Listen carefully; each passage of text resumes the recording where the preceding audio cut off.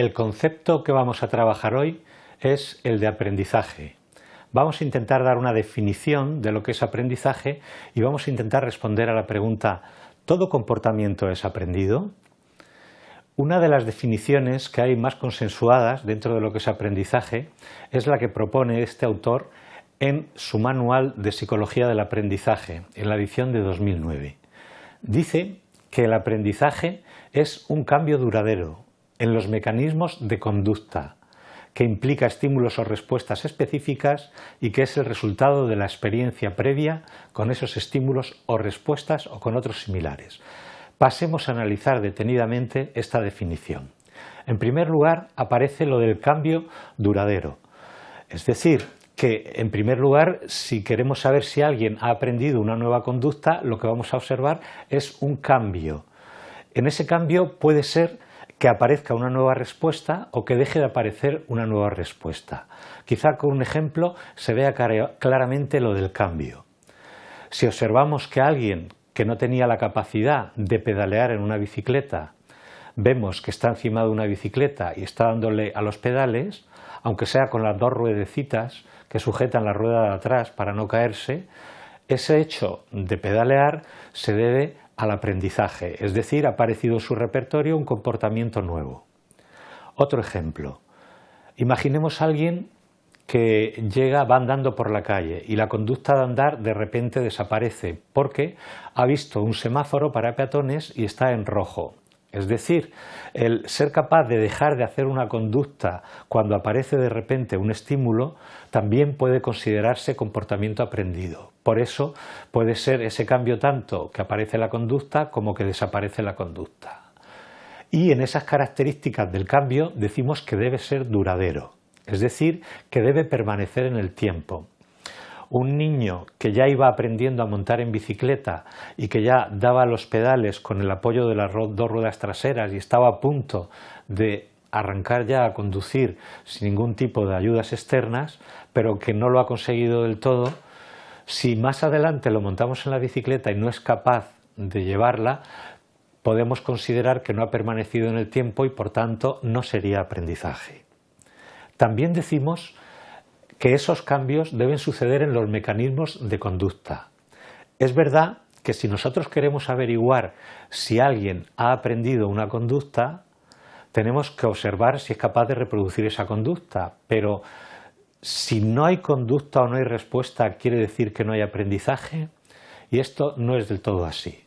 Imaginemos un niño o una niña que tienen una gran facilidad para aprender el baile y que hay una nueva canción de moda que lleva aparejada una coreografía de estas sencillas y repetitivas.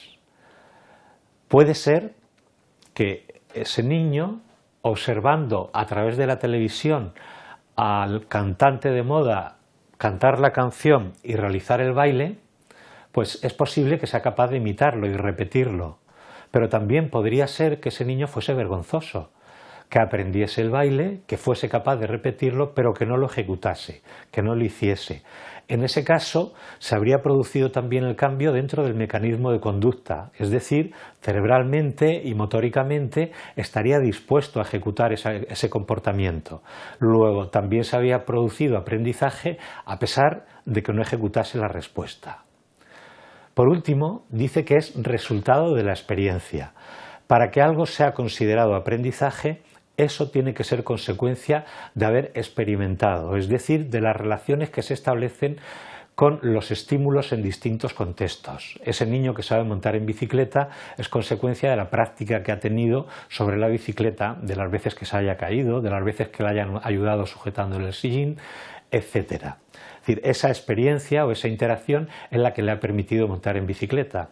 Lo mismo que alguien hable una nueva palabra, pues es consecuencia de a lo mejor haberla oído en algún contexto y él luego adquiere esa palabra y la repite. ¿Podría ser que hubiese una serie de conductas nuevas en un individuo y que no sean consideradas aprendizaje? La respuesta es sí.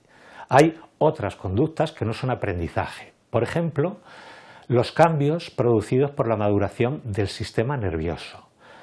Pensemos en un bebé recién nacido. Un bebé recién nacido es capaz de mover las manos abriéndolas y cerrándolas, haciendo así, y mover las muñecas en esta posición, o el codo en esta posición. Sin embargo, si observamos al bebé hacia la 8ª o 9ª semana y cada vez más va realizando también movimientos de rotación hacia los lados, es decir, ya no solo abre la mano así, sino que es capaz de hacer un poco el movimiento de sevillanas o inicia ese movimiento, es capaz de rotar la muñeca, es capaz de empezar a rotar también el codo. ¿Eso se debe al aprendizaje? No.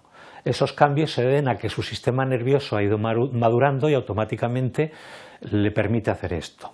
Esto es muy característico, por ejemplo, de los animales. Es decir, pensemos en alguna hembra de animal, una perrita, por ejemplo, que ha tenido cachorros y es capaz de hacer un montón de conductas nuevas que no las había hecho nunca en su vida, pero no son producto del aprendizaje, es producto de la propia maduración.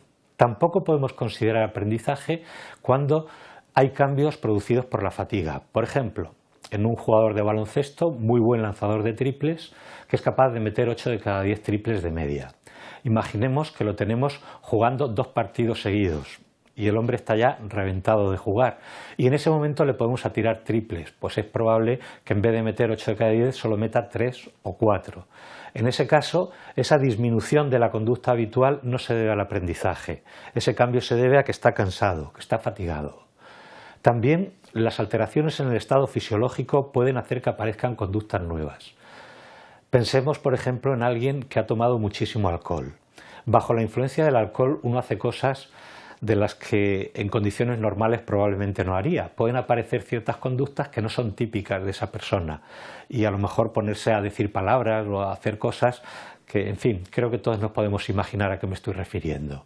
Pues esos cambios no son producto tampoco del aprendizaje, son producto de que está alterado el sujeto en ese momento. Y por último, los cambios en las condiciones estimulares extremos, es decir, imaginemos a alguien que de repente ve un accidente de coche grave y a raíz de que ve que el conductor de adelante se cae por un terraplén, pues esta persona se puede sorprender viéndose a sí misma en 2 minutos estar abajo del terraplén socorriendo a esa persona y habiendo llamado ya a los servicios de seguridad o habiéndose quedado en la parte alta de ese terraplén cruzado de brazos y bloqueado sin capacidad para hacer nada.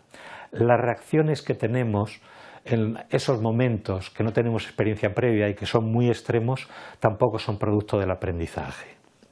En fin, creo que con todo esto habrá quedado claro este concepto de aprendizaje y la diferenciación de lo que no es aprendizaje. Muchas gracias por la atención.